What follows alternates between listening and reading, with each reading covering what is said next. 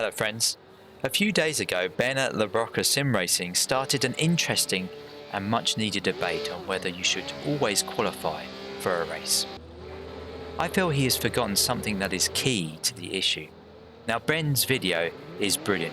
If you've not seen it, I'll include a link in the description. Watch it and see the suggestions that have been made. He's doing great work with his videos, and it's just what the sim racing community needs.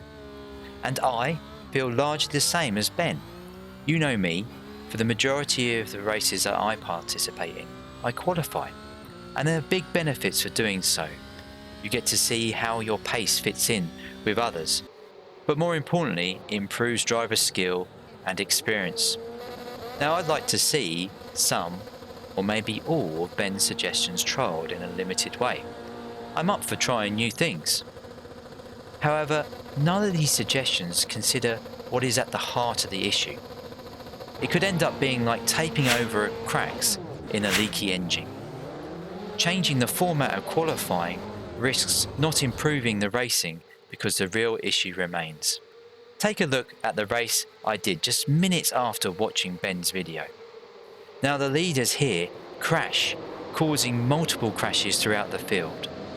Of the 19 cars that qualified, only 4 cars got through the first lap without being delayed.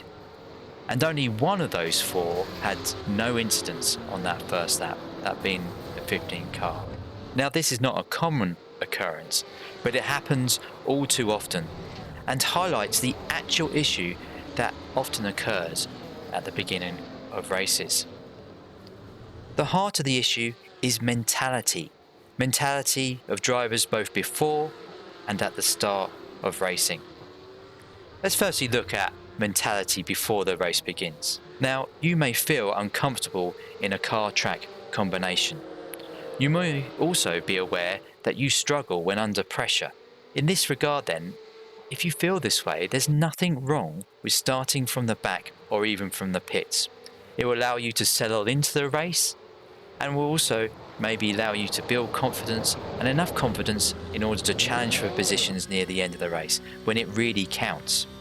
It is also wise to spend time looking at the mentality of others before a race session.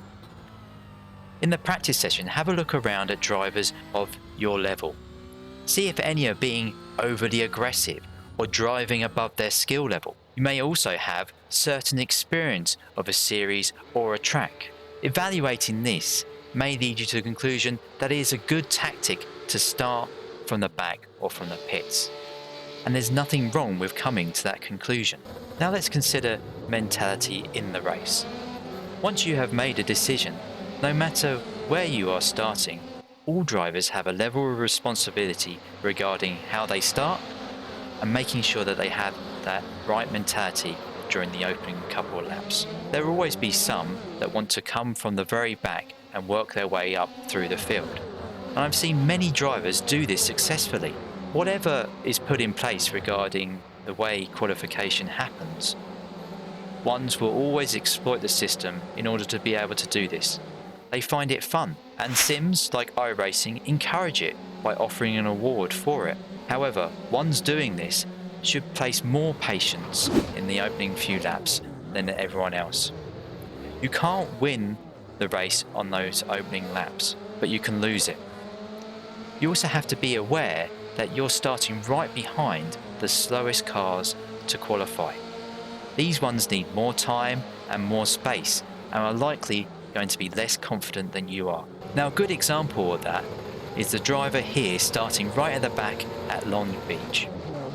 He clearly evaluated the situation really well, understanding what races at Long Beach are like, and he was rewarded for it.